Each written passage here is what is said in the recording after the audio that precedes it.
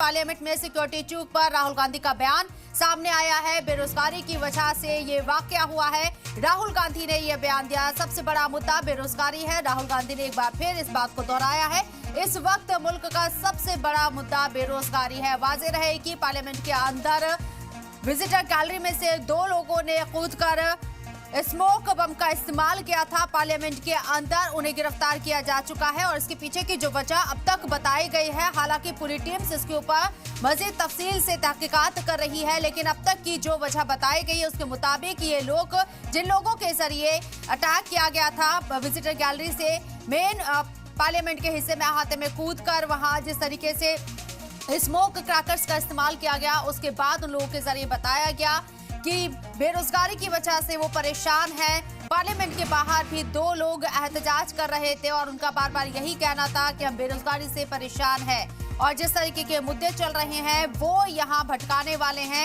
इस तरह की बातें निकलकर सामने आई और अब राहुल गांधी का इस पर तबसरा सामने आया है, उनका बयान सामने आया है। पार्लियामेंट में सिक्योरिटी चूक पर राहुल गांधी ने बेरोजगारी की वजह से ये वाकया हुआ ये बताने की कोशिश की है।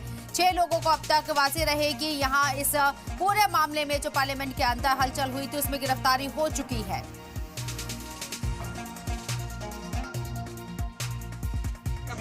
सुरक्षा ब्रीच हुई है, वो है, बट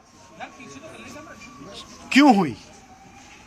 जो देश में सबसे बड़ा मुद्दा है बेरोजगारी का मुद्दा, जो पूरे देश में उबल रहा है, मोदी जी की पॉलिसीज के कारण हिंदुस्तान के युवाओं को रोजगार नहीं मिल रहा है, तो ब्रीच जरूर हुई है, बट इसके पीछे कारण बेरोजगारी है और महंगाई है।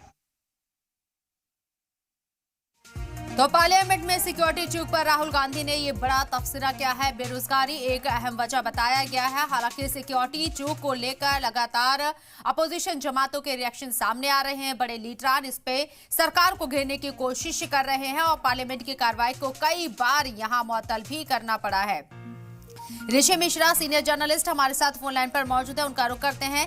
ऋषि मिश्रा जी, जिस तरीके से राहुल गांधी ने पार्लियामेंट में सिक्योरिटी को लेकर बात कही है और ये वजह बताई है कि बेरोजगारी एक बड़ा मुद्दा है, इसके पीछे आपको क्या लगता है जो पार्लियामेंट के अंदर सब चीजें हुई, अपोजिशन को एक बड़ा मौका है? बिल्कुल निश्चित ही, जब लोकतंत्र के मंदिर यानी पार्लियामेंट ही सुरक्षित नहीं रहेगी तो आप समझ सकते हैं कि आम जनमानस यानी देश की जो 140 करोड़ की जो आबादी है वो कैसे सुरक्षित हो सकती है। वहाँ ये घटना हुई है जहाँ देश के प्रधानमंत्री से लेके गृह मंत्री से लेके तमाम देश के बड़े नेता वहाँ मौजूद थे और किस प्रकार से सुरक्षा में चूक हुआ कि ये जो हालांकि उनका जो मुद्दा था रोजगार को लेकर, महंगाई को लेकर, ये मुद्दे सही थे, लेकिन जिस प्रकार से उन्होंने पार्लियामेंट में इस कार्य को अंजाम दिया है वो तरीका सही नहीं था और कहीं न कहीं सुरक्षा में भारी चूक हुई है। जो भी संबंधित अधिकारी इसके लिए जिम्मेवार है, कार्रवाई होनी चाहिए। और आपके माध्यम से एक पत्रकार होने के नाते मेरा व्यक्तिगत रूप से मांग है कि पार्लियामेंट की सुरक्षा चाक चौबंद होनी चाहिए ताकि जो हमारे देश के बड़े नेता हैं, बड़े जनप्रतिनिधि हैं, वो सुरक्षित रह सके और पार्लियामेंट हमारा सुरक्षित रहे। बिल्कुल, लेकिन ऋषि मिश्रा जी, राहुल गांधी ने एक बार फिर से बेरोजगारी का मुद्दा उठाया है। जो अब तक जांच सामने जांच आई है, ये कहें या जो लोग गिरफ्तार किए गए इस पूरे मामले में उनके जरिए बताने की कोशिश की गई है, लेकिन जांच एजेंसियां अपने हिसाब से जांच कर रही हैं और तमाम सबूत खंगालने की कोशिश कर रही है। ऐसे में राहुल गांधी का इट्स टू अर्ली ये बयान आना, क्या लगता है कि कहीं ना कहीं कांग्रेस के ऊपर तो एक बड़ा अटैक नहीं होने वाला है ज़बानी हमले की अगर मैं बात करूं तो? देखिए, मेरे समझ से राहुल गांधी को अभी इंतजार करना चाहिए था, क्योंकि जो ये लोग घटना का अंजाम दिए हैं क्या उनके पीछे कोई और लोग हैं या कोई और ताकत काम कर रही है? 3 लोगों का इन्वॉल्वमेंट था। जांच होने के बाद ही राहुल गांधी जैसे बड़े नेताओं को बयान देना चाहिए, लेकिन जो उन लोगों का जो गोल था, उन लोगों का जो मुद्दे थे वो प्रासंगिक हैं। आज भी देखिए जो बेरोजगारी दर है हिंदुस्तान में काफी हाई लेवल पे है। महंगाई देखिए, काफी महंगाई जो है महंगाई अपने चरम पे है। आप ये समझ सकते हैं शबनम जी कि जो सिलेंडर आप 500 में 550 में लेती थी, वो सिलेंडर आपको 1100-1200 में मिल रहा है।